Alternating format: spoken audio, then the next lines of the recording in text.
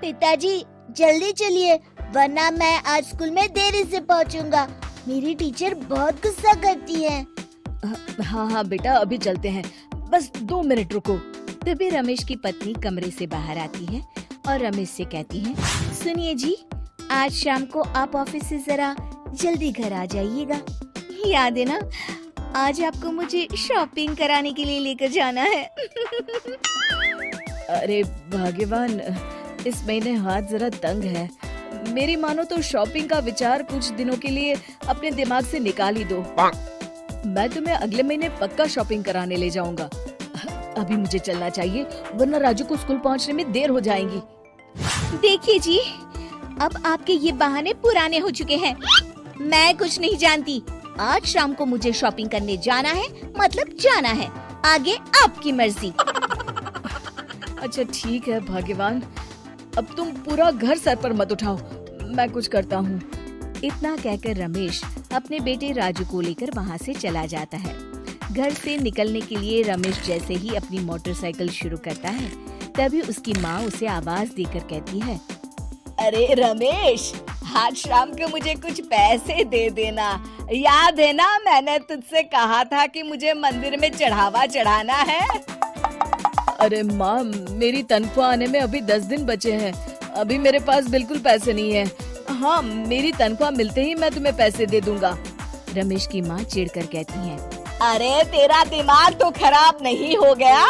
मैंने तेरे भरोसे मंदिर के पुजारी जी से वादा कर दिया है और तू कह रहा है कि पैसे नहीं है। अब मैं पुजारी जी को क्या जवाब दूंगी? तुझे तो मेरी इज्जत की भी कुछ परवाह नहीं है।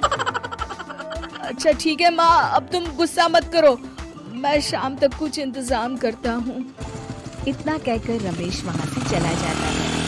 फिर दोपहर को जब रमेश अपने दफ्तर में बैठा होता है, तब उसे अपनी पत्नी और माँ की बातें याद आती हैं। रमेश अपने दफ्तर के एक साथी मोहन से कुछ रुपए उधार मांगता है।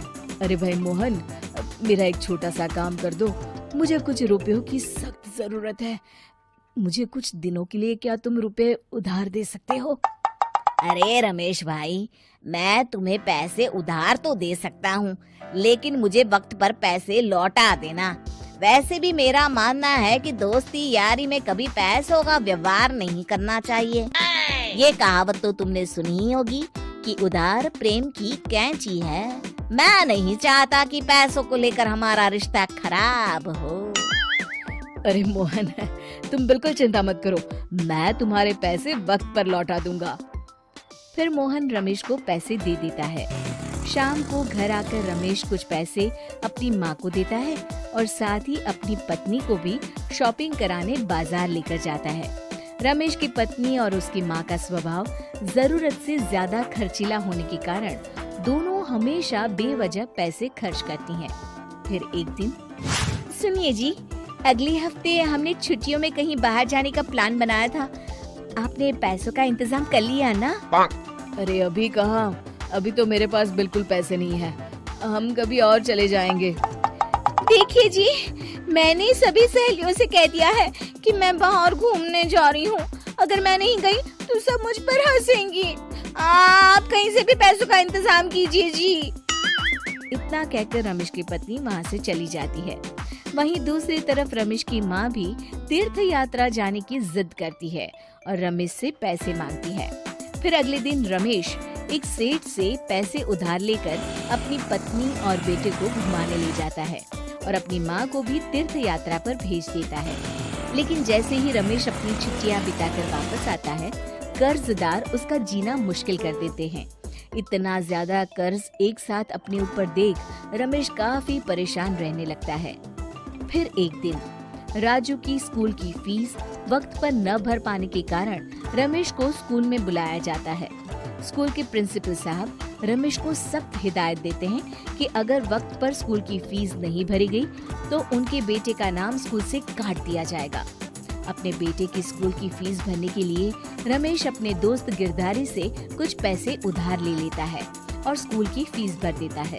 रमेश की माँ और उसकी पत्नी खर्चे और घर की जिम्मेदारी संभालते संभालते धीरे धीरे रमेश पूरी तरह कर्ज में डूब जाता है और तभी एक दिन दफ्तर में काम करते समय रमेश की तबीयत अचानक बिगड़ जाती है और वो बेहोश होकर गिर पड़ता है।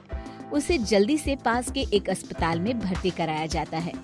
रमेश के घर वालों को ये बात पता चल जाती है तो वे सभी अस्पताल पहुंचते हैं। अस्पताल के डॉक्टर साहब उन्हें बताते हैं, देखिए, देर रात तक जागने और जरूरत से ज्यादा काम करने की वजह से इन्हें चक्कर आ गया था। बेहतर यही होगा कि इन्हें कुछ दिनों के लिए पूरी तरह आराम करने दिया जाए। रमेश की हालत देखकर उसके बेटे राजू को बहुत गुस्सा आता है और वो अपनी दादी और माँ से कहता है, माँ, दादी, मैं इतना छोटा हूँ, फिर भी मैं इतना समझता हूँ कि पिताजी दिन रात दफ्तर में काम करके पैसे कमाते हैं। पिताजी अकेला पूरा घर संभालते हैं और आप दोनों अपने फिजूल के खर्चों के लिए उन पर दबाव डालते रहते हैं। आज पिताजी की हालत के जिम्मेदार तो आप दोनों हैं। राजू की समझदारी भरी बातें सुनकर रमेश की माँ और पत्नी को अपनी गलती का एहसास होता है और दोनों की आंखों में आंसू आ जाते हैं। फिर कुछ दिनों के बाद रमेश की तबीयत एकदम अच्छी हो जाती है और वो पहले की तरह अपने काम पर जाने लगता है। रमेश की माँ और पत्नी अब उसे किसी प्रकार की कोई तकलीफ नहीं देते और ना ही उससे किसी चीज की मांग करते हैं। फिर देखते ही देखते रमेश अपने कर्ज के सारे पैसे चुका देता है। उसकी जिंदगी पहले की तरह अच्छी हो जाती है और वो अपने परिवार के साथ खुशी खुशी रहने लगता है। शिक्षा, हमारे रिश्ते एक तराजू की तरह होते हैं जिसकी दोनों ओर जिम्मेदारी और समझदारी का वजन बराबर होना चाहिए।